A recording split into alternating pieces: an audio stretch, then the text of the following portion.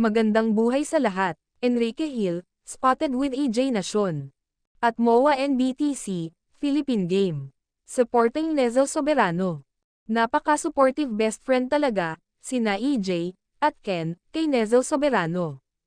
Spotted din si Ken, with Nezel Daddy. Ganyan talaga, ang King of the Hill, malapit sa lahat, ng mga kamag-anak, ni Liza Soberano. Ang bait-bait nito sa lahat, kahit sa kanyang mga fans. Very sweet, at humble talaga siya.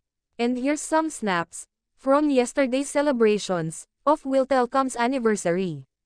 With the King of the Hill, Enrique Hill, and Bite King, at Gmall of Davao. Samantala, bagay-bagays gumanap, ang ating Queen, Liza Soberano, bilang Donna Troy. And also known, as Wonder Girl. For me, super bagay gumanap, ng action movie, si Hopi. Kilalanin natin, si Donna Troy. Donna Troy, is a powerful superhero, within the DC Universe. Donna Troy, has the ability to fly.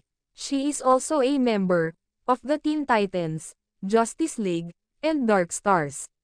She originally introduced, as a younger version, of Wonder Woman. Wish ng fans ni Hopi, nagagampanan, ni Liza Soberano, ang character, ni Donna Troy. Ayon sa mga fans, wow, Liza, looks perfect, for the role. She looks very close, to that character. Yes, Liza, as Donna Troy. Abangan na lang natin guys, ang mga susunod na proyekto, ng magkasintahan. Salamat po sa lahat.